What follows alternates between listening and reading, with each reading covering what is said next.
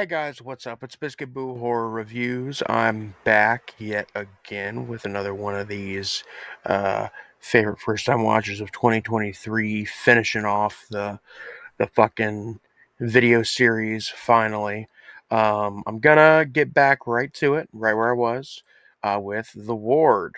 Jesus Christ. From 2010. The Ward is a John Carpenter film, his most recent directorial feature.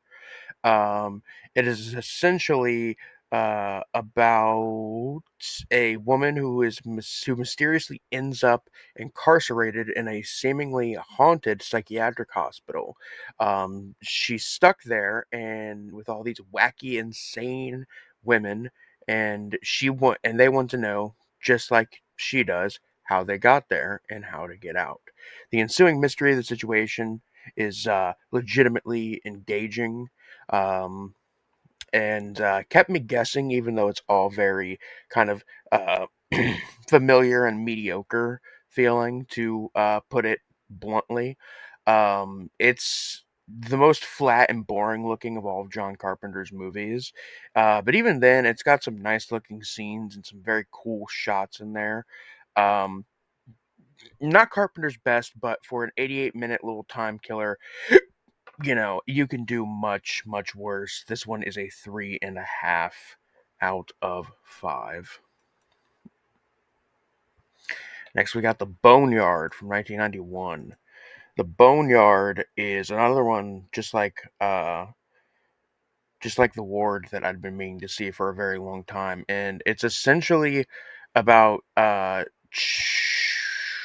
child zombies.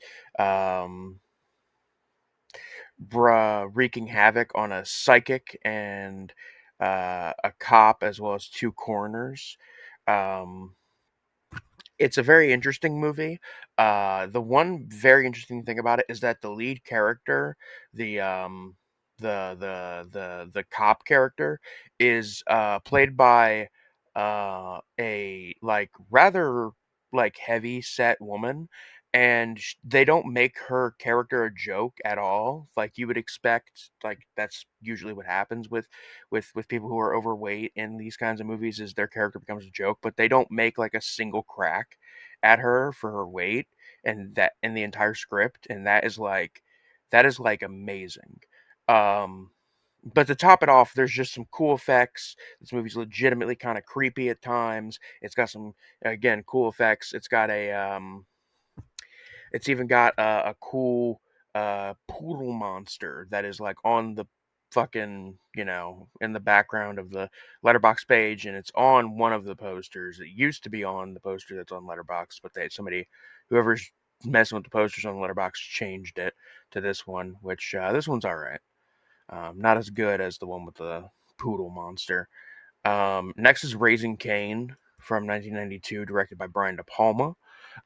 This is a movie basically about a guy who is um, a child psychologist, and his father like did weird like experiments on him.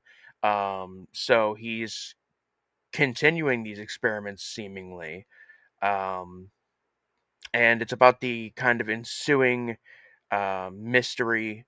Uh, you know, um, of it all, and about him and his wife, um,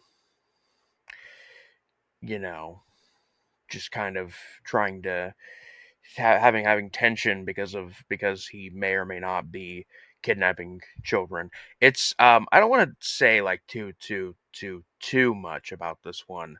And I don't think I've said enough to really ruin the film. Um, because there's a lot that gets revealed in this movie, and there's a lot going on. De Palma was on some shit, is all I'm saying, and for that we give him a 4 out of 5 for Raising Cain. Um, Next we got Dead North from '91. This is a Wave produced slasher film. I'll be honest with you, I can't tell you what Dead North was about. Um, All I can really say about Dead North is that for a wave movie, it's like middle of the road. It's not the most boring thing ever, but um it's no sorority slaughter, you know. I should say that. It's no hung jury either.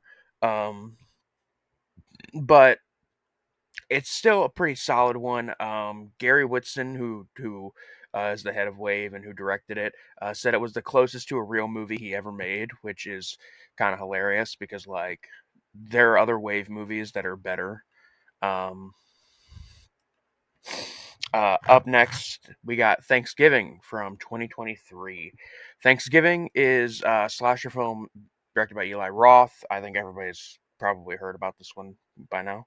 Um, Based on his short film trailer for the Grindhouse double feature, which is like one my favorite trailer Uh, out of the bunch that's in there. That and Don't are like the two really good trailers in that fake trailers in that one. Uh, but I was hoping that Thanksgiving would be made eventually, and thankfully it has been made. Not exactly the exact way I wanted. I wanted it to be, like an old school slasher shot on, like damaged film stock, like type shit, like the trailer, like the original trailer looked. But to expect that from a multi-million-dollar slasher film that was only put into like full on production like last year, um it's still pretty good. It's essentially about a Black Friday sale ending in tragedy, and the survivors of this Black Friday massacre, um all being affected by it in different ways, and somebody's going around killing the the survivors of this tragedy one by one, and somebody wants and the teenage main characters, who are kind of annoying, are trying to find out why. It's a fun Thanksgiving set slasher. Nothing too amazing like acting or writing wise, but like it's got some gore, and that's really what we're here for. It's a little absurd. It's kind of funny. You know, the characters, while they are annoying teenagers, they can be occasionally funny. So yeah, there's that. While this wasn't as perfect as I wanted it to be, it's still like a lot better than it could have been, because holy shit was I dreading this being like a very thoroughly Eli Roth movie. And this like, if you were to show me this and take his name off of it and not tell me who made it, um and tell me it wasn't Eli Roth, I would probably believe you, because it's just not. It doesn't ooze his usual kind of annoying style that he usually has going on. Um, Up next is Deli Hell from 1997. This is another Wave produced one. This one is about uh, basically so there's this limestone cave, right? And on top of this limestone cave, there is a deli. Um, and the people that run this deli kidnap women, take them into the caves, and grill them alive on giant grills to serve in the deli. You never get to see the deli, it's only mentioned in dialogue. Yeah, all of the action takes place in the fake limestone cave sets, which are hilarious looking. All of the grilling alive of women scenes are like really hilarious, because they're literally just like laying on top of like chicken wire that's on top of a box that has an orange light in it. It's very cartoonish, it's very absurd looking. But you have to kind of like but that juxtaposed with the fact that like this is obviously like a fetish film, really brings it home in terms of like being weird outsider art. um this is like one of the Wave movies I was super interested in seeing for a while, and I finally got around to it. um I paid like $25 to get my hands on it, and let me tell you, it was worth it, even though it was only a 3 out of 5 at the end of the day. We got more Wave coming up. Don't worry. We got Cannibal Diner and Cannibal Supper. These are both Gary Whitson joints. These are both short cannibalism fetish films, and I really don't have much to say about both of them. Um, but specifically, Cannibal Supper is about a woman making a bizarre bargain for wealth beyond her wildest dreams, and then years later, she has to pay the price because you always have to come. It's because to quote home movies, it's time to pay the price. Um, and yeah, she basically gets like served for dinner to a rich guy. Is the twist? Nothing too amazing. I enjoyed it. It was a fun little weird, uh, kind of gross, like vibe-a-thon. But if you can vibe with some wave stuff, these are not bad. Cannibal Diner is fun as well.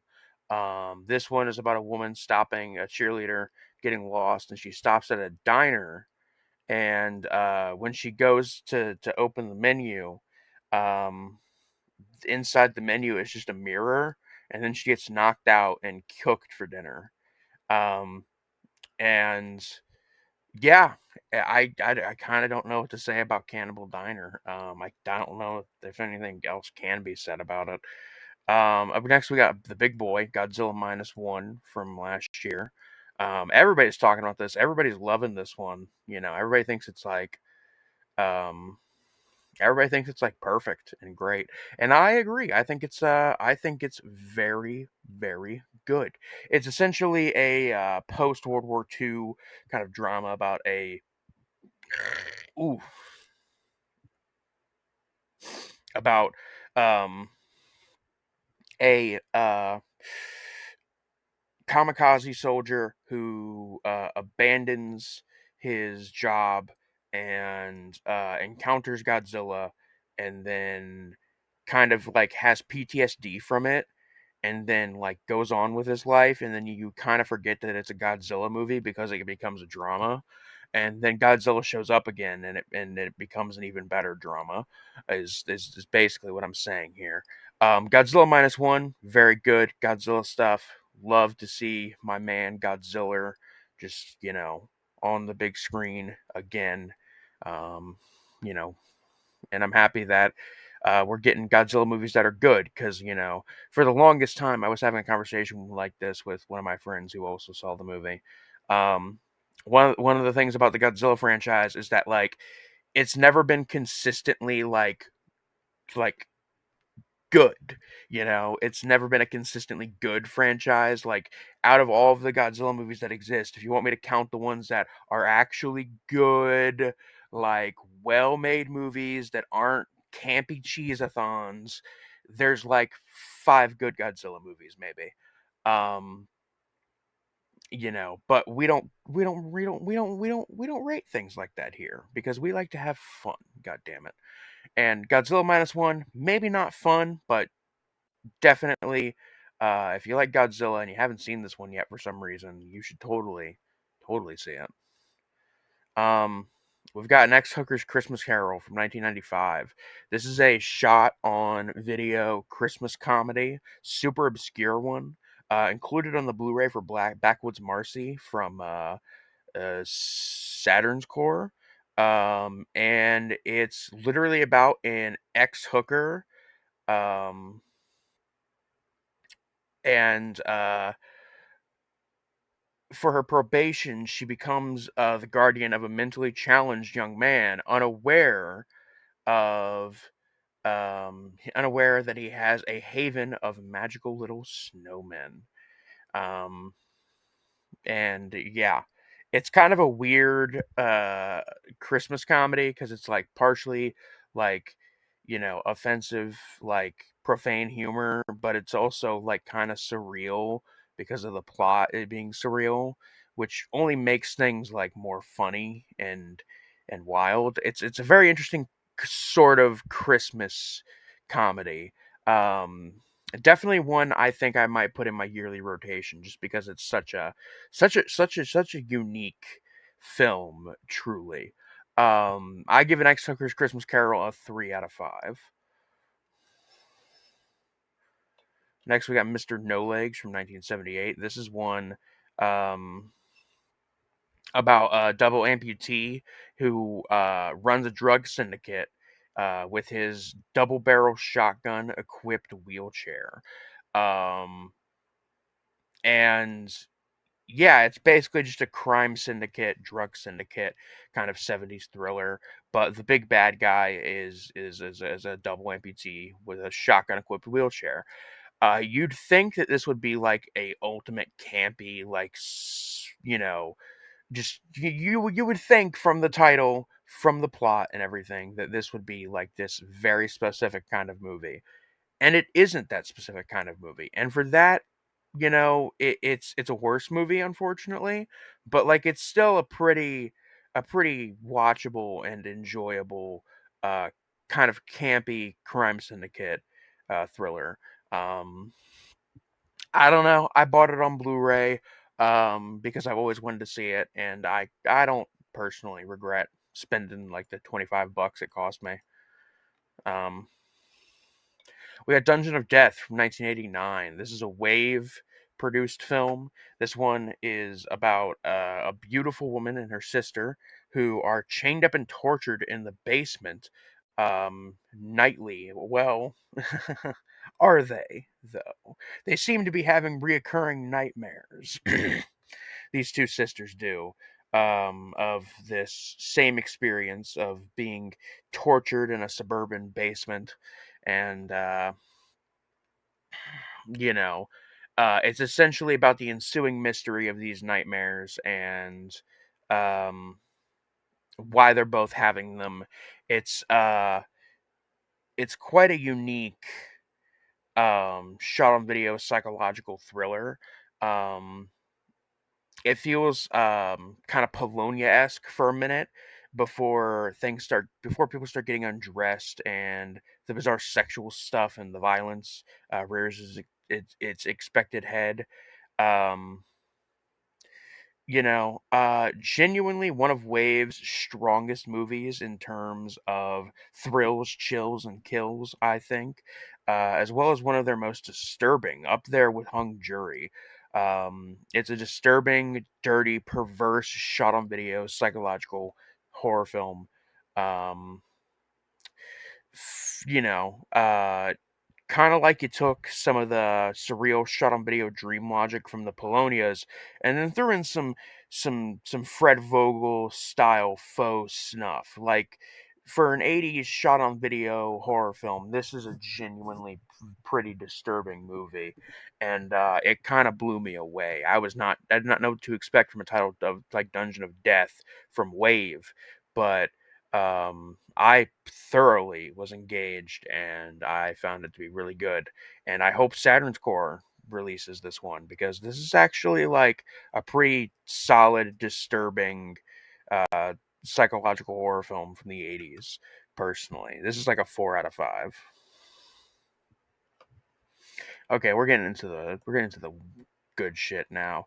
We got Plaga Zombie. I thought it was Plaga Zombie, but according to according to a scene where they say the title of the movie in the third movie, it's Plaga, so that's what I'm gonna go with. This is basically just a film about a group of people that are fighting for their lives when there's a zombie apocalypse. There aren't many shot-on-video zombie movies. This is an Argentinian one, by the way.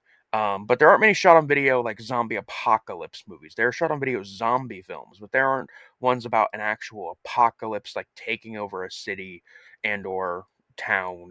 And this one does that.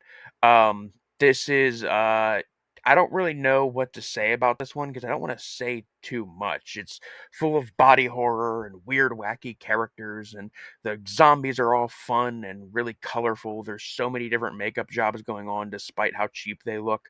They are immensely charming and unique looking. I've never seen zombies this colorful in a film, and that's kind of saying something for somebody like me. Um, but yeah, Plaga Zombie, um, from '97, very good shot on video zombie apocalypse movie.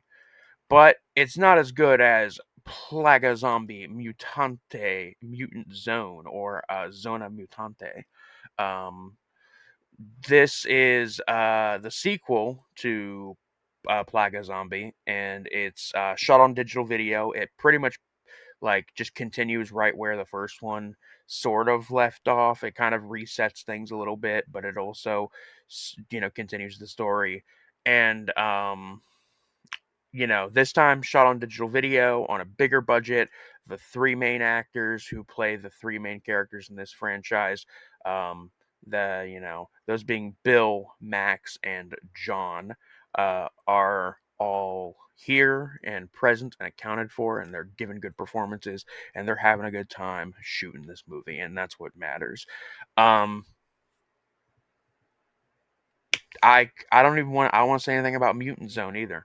I don't even want to say anything about uh, Plaga Zombie, Zona Mutante, Revolution Toxica, or Toxic Revolution, as it's known.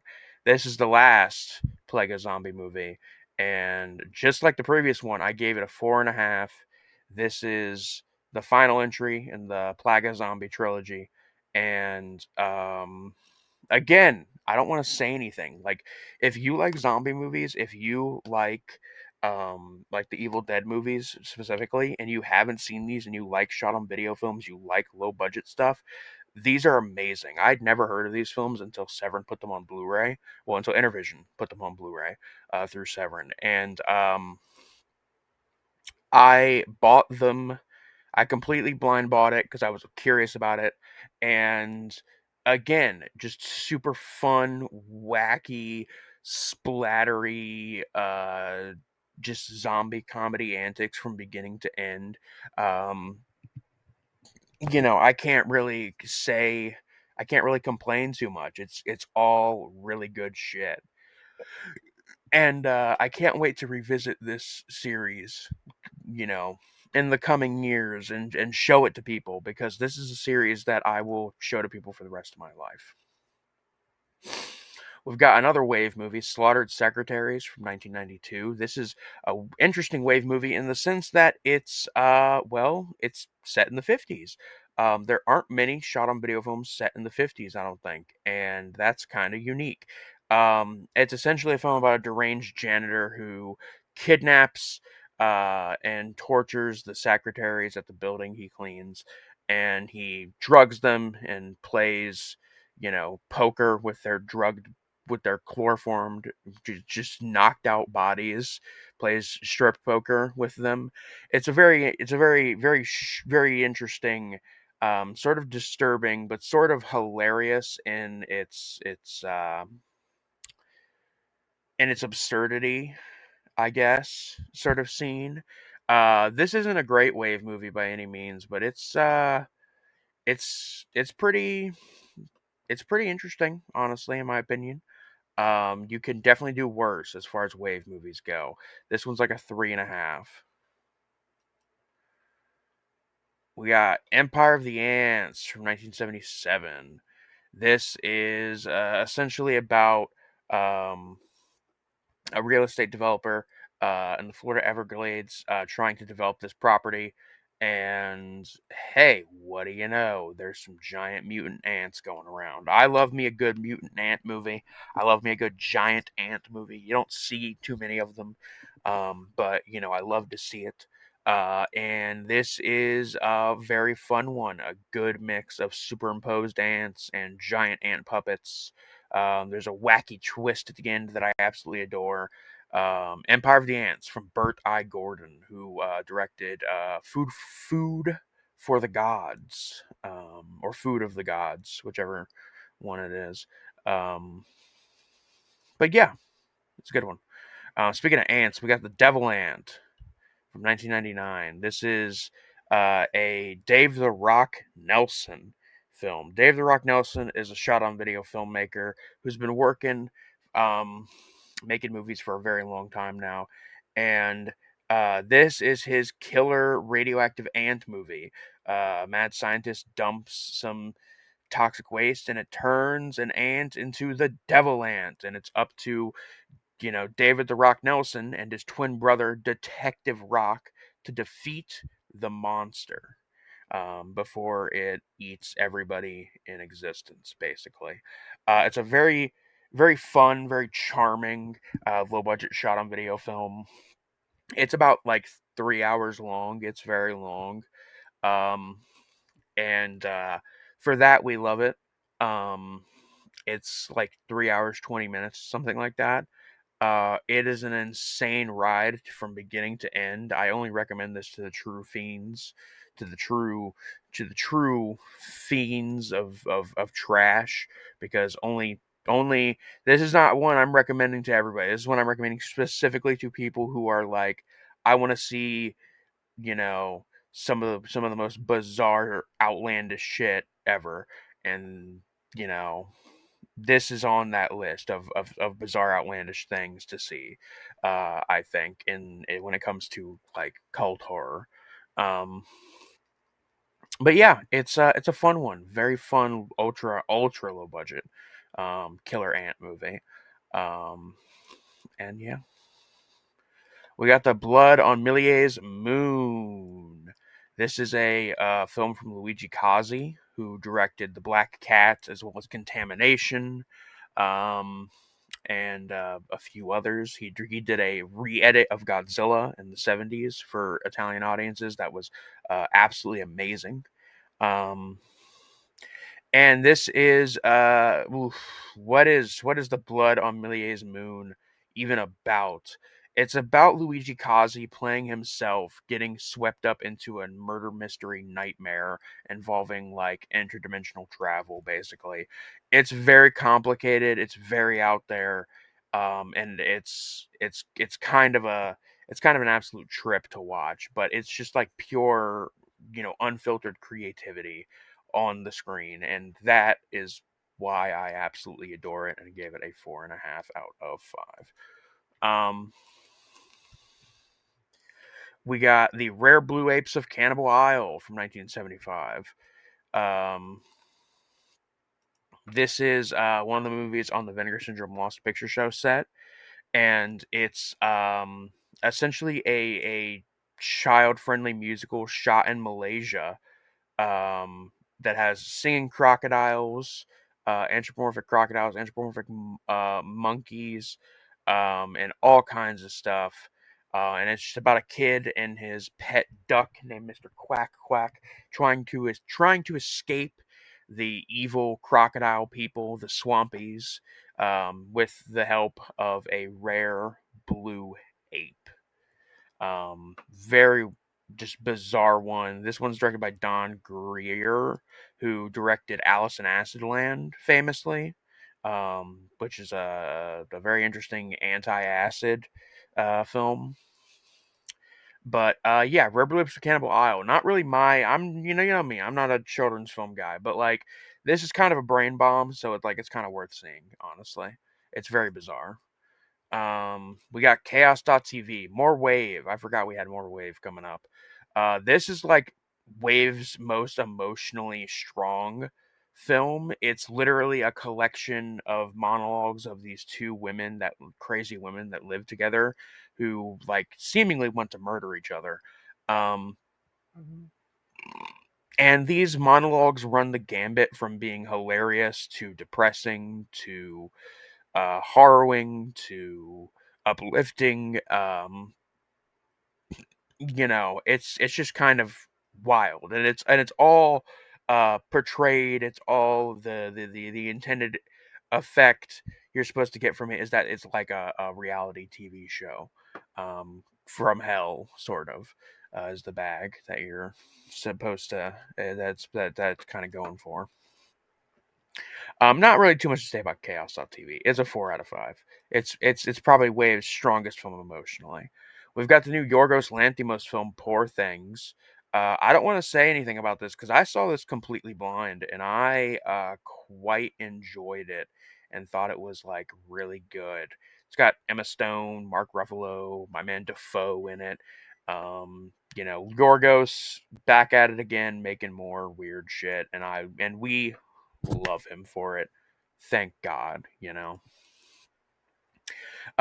got Fuck the Devil and Fuck the Devil 2, Return of the Fucker. These are low budget German shot on video gore films, essentially about cursed copies of Evil Dead 2 that possesses a young man and makes him go on a killing spree.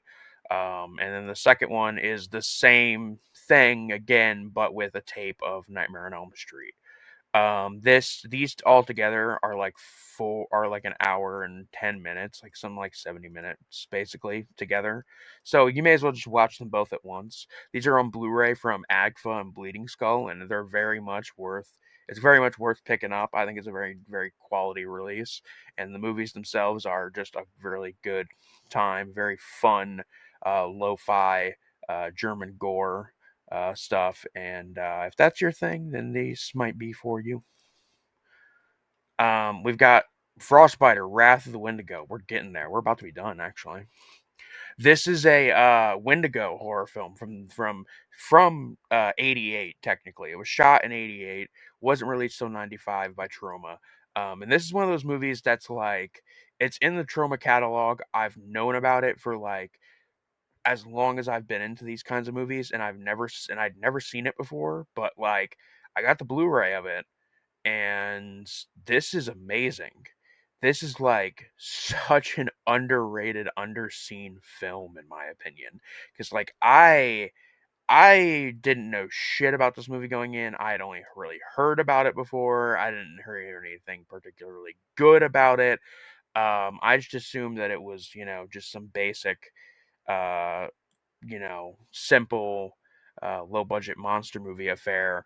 But as it turns out, no, this is actually like a really good Wendigo horror film that sort of riffs on Evil Dead 2. It's got some giant monsters in it. It's got it's got like a literal kaiju in it. It's got some cool stop motion effects, some cool gore. Yeah, just good stuff. Like what's it about? A bunch of people going in the woods. Um, they break a sacred circle, and it summons the Wendigo. Is basically what happens. All right, on to the last three. We've got Angel from 1984. Angel is a It's like a seminal exploitation film from the mid 80s about a 15-year-old prep school student who moonlights as a Hollywood hooker on Sunset Boulevard. After a serial killer begins murdering her prostitute friends, she goes out and attempts to catch the killer. A very interesting sort of prostitute killer adjacent movie. Great performances, in my opinion. A good, almost normalized view of sex work in this film, which is very, very bizarre for a film from the '80s, especially an exploitation film from the '80s. Despite this being about a 15-year-old girl who works as a prostitute, they don't really like sexualize the lead character that much at all. Like, you know, like don't get me wrong, they show her picking up clients and shit, but they don't really show her naked ever. They don't really like sexualize her at all. Like she's just a girl that does this because she's got to make a living. Is the kind of vibe you get from the movie, and that's kind of like you know more respectable than what they could have done, which is just completely demoralize and demonize sex work as this horrible, awful thing that you only do if you're forced to do it. Um, which it can be, but like sex work can also be something that's very positive and uplifting. Um, and this film is like surprisingly has like a pretty normalized view of sex work. Weirdly enough. Um, we got Evaporation from 2021. This is the most recent James Bell gore art film. I don't really have too much to say about this one. It's the new James Bell film. It's exactly what you expect from the man if you are familiar with his work. If you're not, I don't know if I'd recommend diving into his work too much. But he's got some really interesting low budget gore, like art house kind of hybrid movies, which are very, very fun and unique and one of a kind. And this is Evaporation, his most recent one. This is like his longest one at like 50 something minutes. And it's essentially you ever see that album cover for that band for that album? It's Victims of Science by Gamma Side. It's basically that album cover. Um, I'm not gonna pull it up because I'm lazy, but uh, it's just basically about guys in gas masks going around killing people for like 50 minutes. It's just lo-fi gore and nonsense. And the last film, last favorite first time watch of the year, is The Last of the American Hoboes from 1967 from director Titus Mode, who didn't do too much crazy, nothing crazy going on here. But then you go into his acting, and he was in The Incredibly Strange Creatures, and he was in Rat Finka Boo Boo and Thrill Killers. He was in Pit Stop. He's in a few movies, but basically he's in three fucking Braden and Steckler movies, and specifically in Rat Finka Boo Boo, he plays Boo Boo. So yeah, this is directed by this guy, and it's a documentary about the rise and fall of hobo culture in the U.S. in the '60s. Um, it's a very um, interesting look at this kind of like lost, altered culture that has been. I mean, to say it again, to say this culture has been lost. Um, it's very different now, definitely. And this film is just kind of like it's kind of very depressing, but it's also kind of an uplifting film because you see how these people like get by and still live and still manage to like have fun and enjoy themselves, despite being like literally homeless. Um, it kind of reminds me of the documentary film Pictures of a Old World, which is a '70s documentary. Um, Basically about like people living in forgotten Eastern European villages in the '70s, and it's just um, interviews with old people in your Eastern European villages. But The Last of the American Hobos is a true tribute to this like lost American kind of way of life. It's just like this film is thoroughly American, actually, I should say. This is included on the Vinegar Syndrome Lost Picture Show set. Um, and this is a really interesting documentary of sorts. Um, and that's all I really got to say about it. And with that, we're done with the favorite first time watches for the year. Not a bad run. We had a total of about like what 90 something movies. Um, yeah, almost 99, including Kick-Assio, which got taken off of Letterbox, so it's not on this list anymore. But we watched some shit this year, and let's hope we watch some shit in 2024. Anyway, guys, that's it for now. This is Biscuit Boo Horror Reviews signing off. Peace.